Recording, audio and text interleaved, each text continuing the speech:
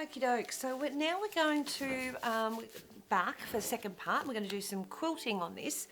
I've got my quilter's gloves on. That's very important. I've set my machine up to do quiltings. That means I've put the feed dogs down and I've put my top tension at about 6.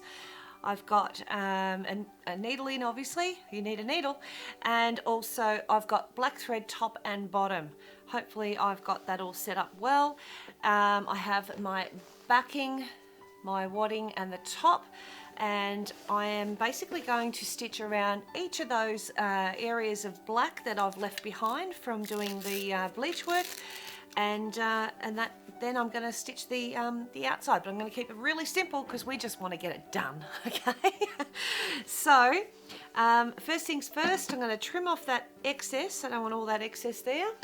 I'm going to bury my threads, my foot down, and because I've got a foam in this, because I didn't put a wadding, I put a foam as such, so it's a little bit stiffer, so I'll have a bit of a fight, but once in the kits it'll be just wadding, so you won't fight it so much. And we just find a spot, oops, foot down again, needle down, needle up, bury that thread, keep your hands in that nice throat area. And again, I'm using my stop start button. I put my speed on around about halfway, and if you're using a foot, you just put it, same thing, put your speed on about halfway. That's that little slider. Put your foot flat to the floor like you know, driving 100 miles an hour, and you'll go at one speed the whole time. So we press start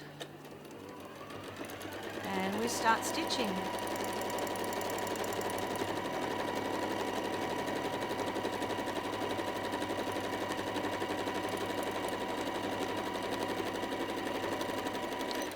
Now I'm going a speed that is suitable for me.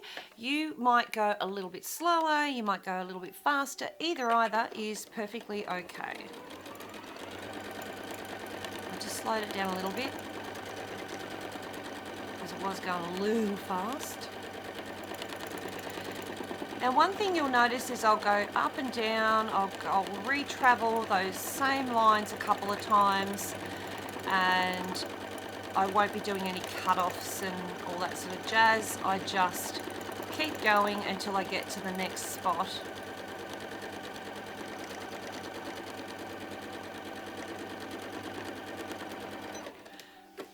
I'm going to be doing a lot of turning just so that I can put my foot on this and make it work for me.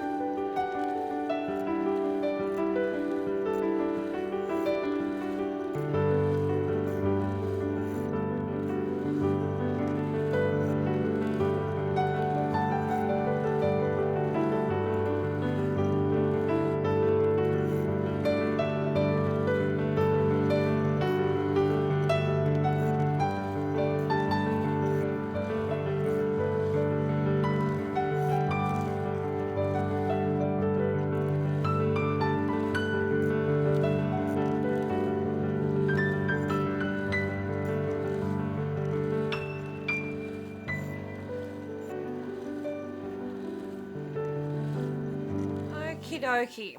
So I'm just going to quickly show you what we've done. I'll just move this out of the way for a second.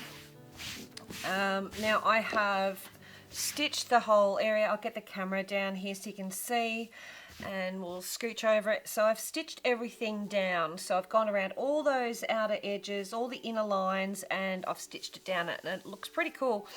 And a couple of times I had to travel from one little flower to the other, so I've done is a wavy line instead of a straight line, because I thought if I need to come back, well, I'm going to come back and quilt the outside, but if I do a straight line, it sort of limits me as to what I can do there. So now with that wavy line, I can actually do swirls or, you know, circles or whatever, but if it was straight, I'd sort of be set to just a straight. So that's all stitched down. You can see it starts to get as as the more you stitch on it, the more it'll sort of like buckle and that, but that will settle down, and you can always like what they call it, oh now I can't even think of the name of it, block it out so that it actually sits nice and flat. But the foam will actually help it do that too, or the wadding.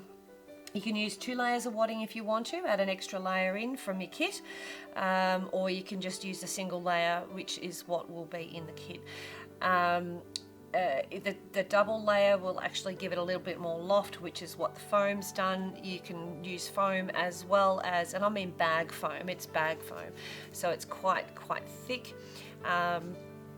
So you can use both if you like. So I'll just show that again. There it is there. So it's quite thick. Okay, so that's a bag foam, and again, you don't have to use this. You can just use normal wadding. Either is fine. There's no right and wrong with this. In the end, it becomes your piece of artwork.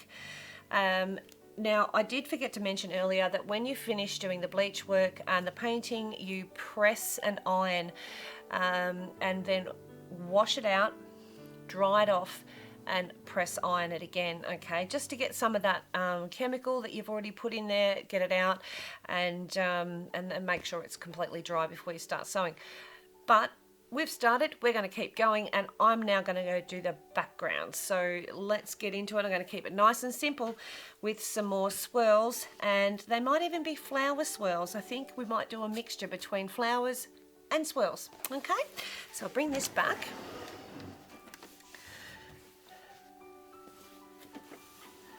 Get under there. I'm going to start sort of in the middle a little bit and get that thread above the foot. I'm going to put the needle down, bury that thread into the back because I don't want it there. Make sure my backing fabric is not turned under and hooked up anywhere.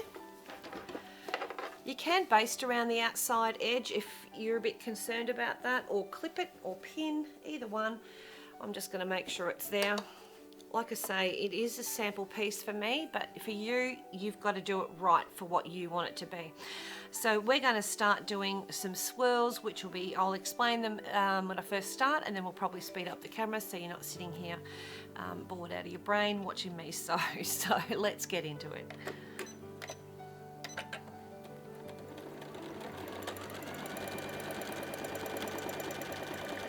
So we'll come into that snail shell, that swirl, then come back out. That is your basic swirl. And then you can go in the opposite direction, and using that curve, that line that I've already got there, I've just tucked into it and come back out the other way. Now, I've come out, and I don't know if you can see it very well, but it's a little bit hard to see there, but I've come out and done this swirl. Now, to get that swirl, turn it from these into a flower, I'm going to do the next step. So I'm just going to get some of that fluff off there.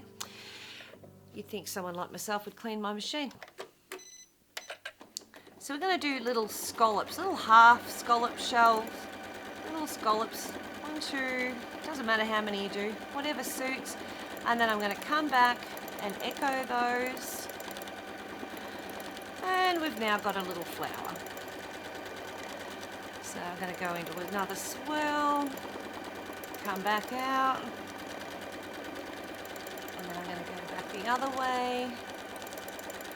So I'll do a couple of swirls and then a flower here and there. That's that one, and then we'll do another flower.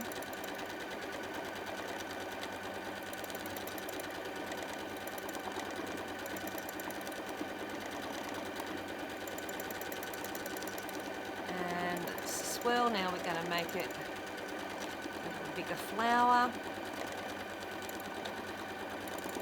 and then each time I want to make a point, I pause that few seconds. Coming back, I'm just going to echo because I now want to get myself out of that other corner so that I can do a swirl, then come back out again.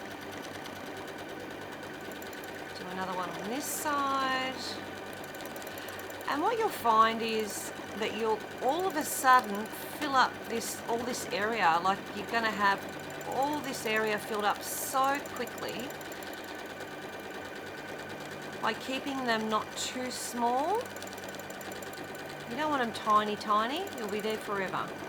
So we're going to make a big flower this time. So we've done 2 swirls. We're going to come all the way back out here with this big flower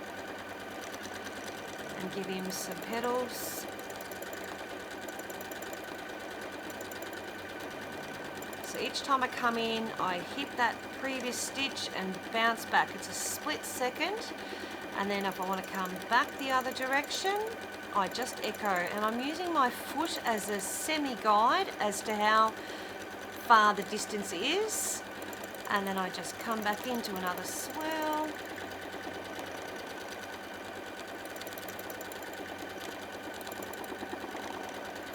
And then back out again. And I want to go over this side.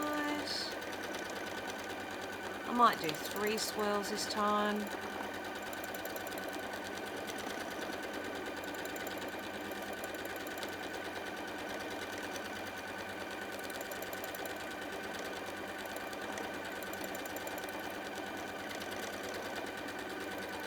Come all the way back over, and I'm just going to hang on to that tight.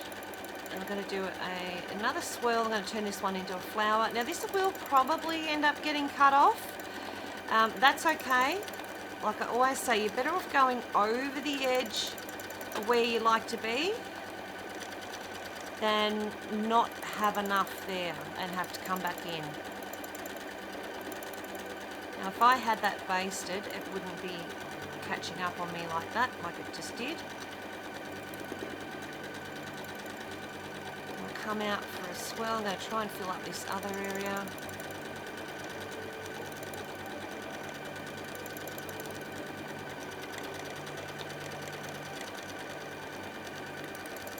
And another one. Getting a few pinches, and that's, like I say, that's because I haven't basted the edge. And in the scheme of things, you know, I always say a blind man would love to see it. Come in for another swirl. I'm going to turn this one into another flower.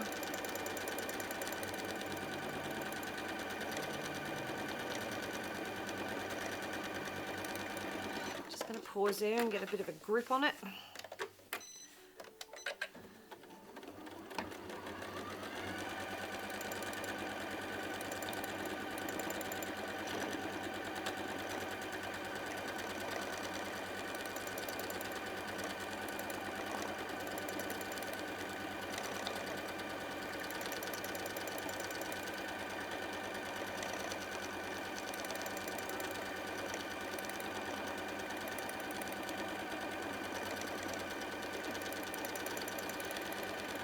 Very hard to hold on to the side here when you've got nothing there, so turn your piece of work around and start working on the angle. Okay, so I've just turned it around so it's not so hard to manage, and we'll get back into it.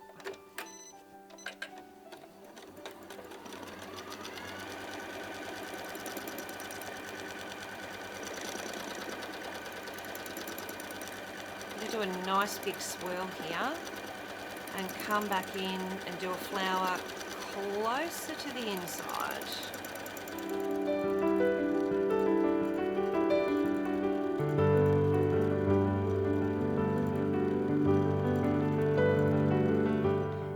Just need to put my foot back on it, turn the edge.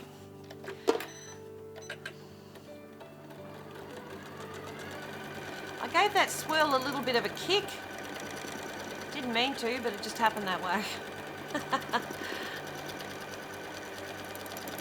We're going to put another flower in here.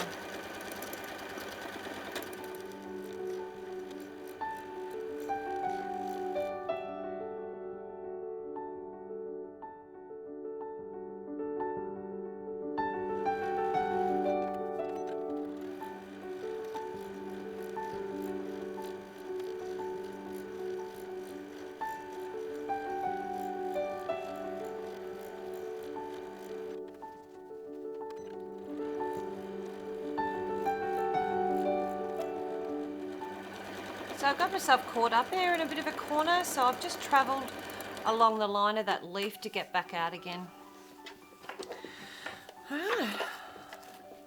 It's happening. We're getting through it.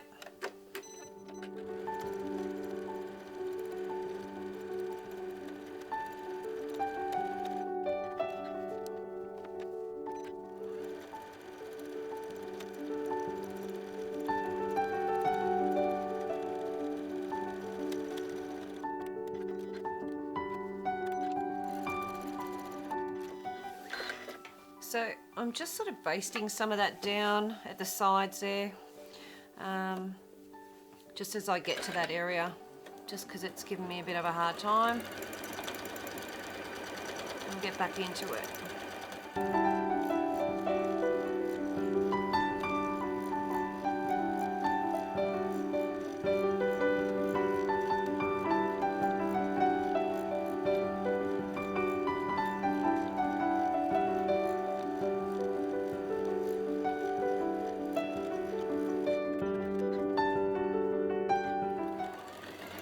Some of these smaller areas in here, I'm just going to do a little bit of pebbles, like little, not too small, because I don't want to be here forever.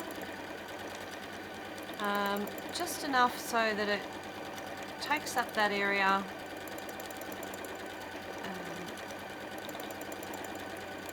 but without having to quilt it to death. So some large ones and some smaller ones, and it happens pretty quickly then.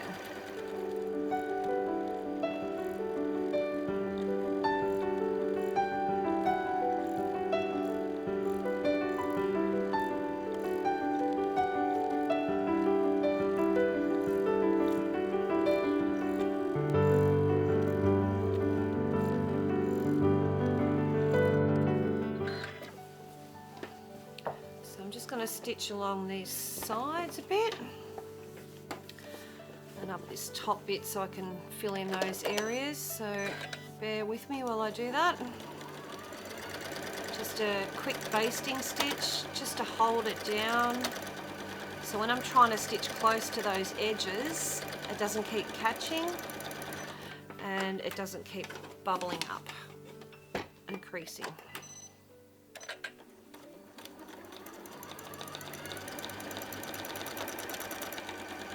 I knew I should have done it earlier.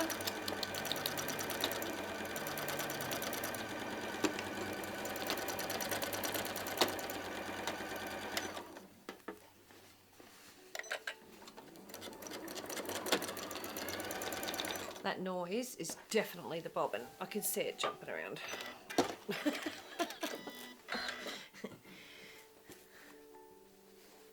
It's almost empty and it's just about sideways. We'll let it keep working until she stops me.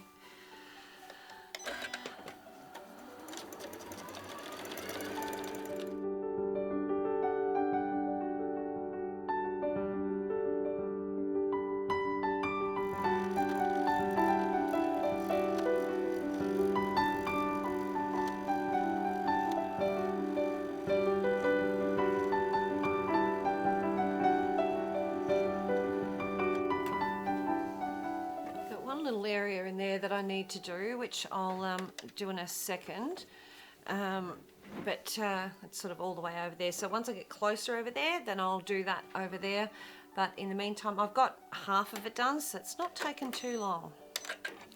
Still fighting the bobbin though.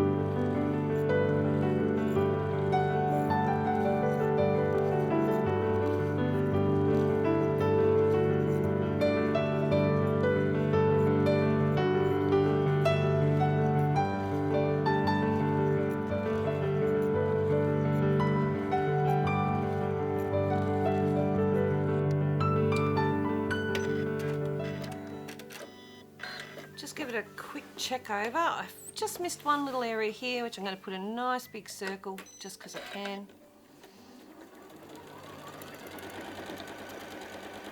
Maybe two.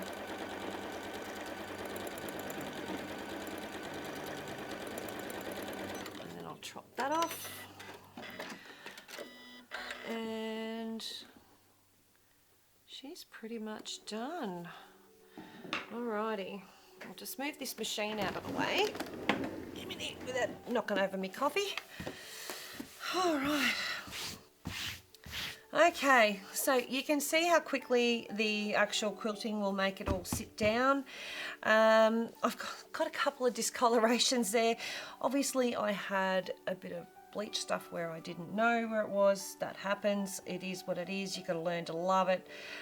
If I really wanted to, I could probably, you know, applique something on there, but I'm okay with that. You can see how the petals have changed colour because of the bleach work, or not bleach, but the colour decolourant working underneath. I haven't done the perfect thing with the stitching. I have just kept it simple. I've done some swirls and some, you can see the swirls and then the, what do they call them, the flowers sort of thing, and they're all different shapes and sizes. You can have a look at a few of them. This one over here, he's a bit better, but you know, they don't always end up so pretty. Sometimes they end up a little bit skew-if, but that's okay. It is done. It's better done and dusted than not done at all. And if I turn her over, it looks pretty much the same on the back, but without the painting. So that makes me very happy. And yeah, I like the back too. So thank you for joining me. I really appreciate it. I love the time that I spend with you guys, and look forward to seeing you on my Monday lives on Facebook at Michelle's Patchwork and Art. You can find me, like I said, on the W's, Michelle's Patchwork, or on YouTube, Instagram. I'm there. I'm everywhere. Even TikTok. Go figure. So enjoy. Take it easy. Enjoy the process. It's a lot of fun. The painting is the easiest part of it. Absolutely the easiest part of it. The longest part is the decolorant and a little bit of sewing. And like I say, you don't have to do swirls. Do some cross hatching. Whatever suits you and whatever you like it to be. Enjoy, and I will see you next time, guys. Bye-bye.